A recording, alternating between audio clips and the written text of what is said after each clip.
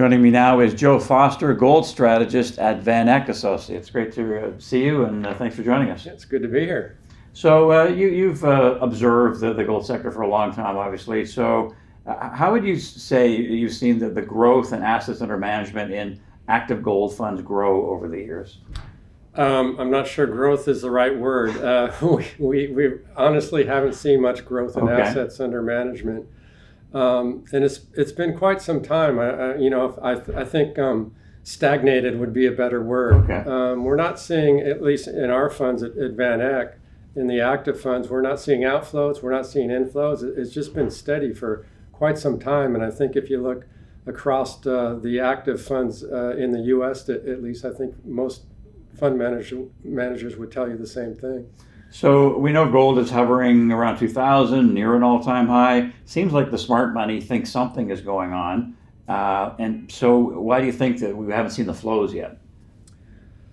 There's a lack of confidence in the gold market. I mean, we've seen a number of times where gold has rallied and then those rallies have failed. And we're in a very interesting inflection point right now because, we hit the highs after the pandemic and we thought it was going to go higher from there. But, by the end of the year in 2020, gold was down $200 off the highs.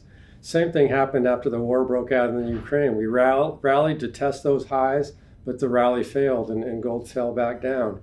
We're at that same inflection point right now. Last week we got to within $14 of the all-time high, and it's hovering here around just above $2,000. So it's going to be interesting to see if this time, if it fails or if it goes to new highs and beyond. From your perspective, Joe, and your experience and the research that you do, based on, let's just name a few tailwinds, underinvestment in the sector over the years.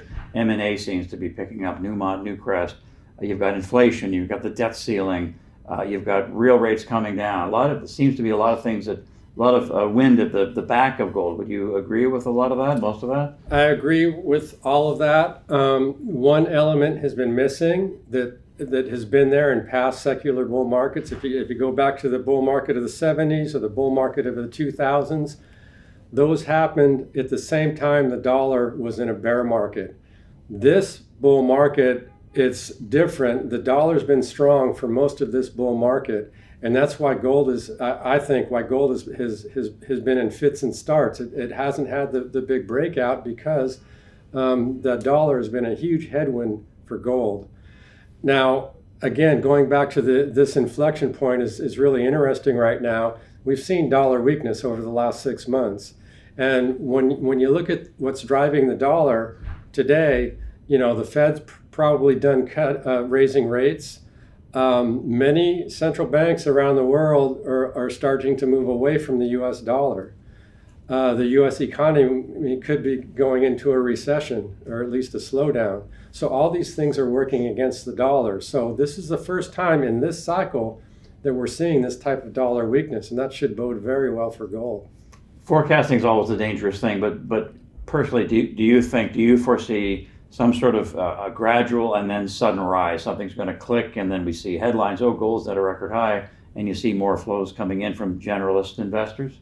I think once gold convinces investors that these gains are here to stay, that it's not going to fail this time, that's when I think we start to see money flow into the sector, and that's when the lid comes off. I mean, from there, who knows where it can go. And what figure do you think would impress an investor? 2,300, 24? What's the number?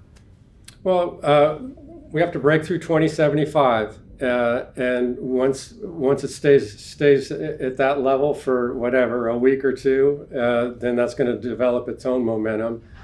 And again, you go back and look at all the macroeconomic, the financial risks around the world. If these things play out, then we could see gold prices just, who knows, much, much higher for sure. And just lastly, you're a geologist by trade, and you still visit mine sites. I'm curious, how have you seen miners improve their mining techniques and grasp onto ESG and that kind of thing? Are they doing it better these days, or is it a slow process? Well, I mean, the industry has always done a great job of environmental and social things. I mean, they have to stay in business, and that's something that you know, generalist investors don't realize is how good stewards they are of the environment and of the communities in which they operate. What they may not have done as well in the past is operating. I mean, in past cycles, these companies were very focused on growth and building the next big operation somewhere in the world. But that takes their eye off of their existing operations, and sometimes their operating performance faltered because of that. In this cycle, they're not so focused on growth, but they are focused on operations. So we're seeing, you know, when we go out to see these properties and tour these facilities, we're just seeing much better run gold mines, much better, you know, they've become much better operators in this cycle, and that's really good to see. That's interesting, and that's a good point. And they seem more disciplined now. They're not going to buy mines in Africa and so on. They're a lot more disciplined with the capital that they have. Well, and as a result, we're seeing better. Well, I mean, we're still waiting for their share prices to break out. But all these companies are paying dividends, and they've got decent yields for the first time, and they're sustainable.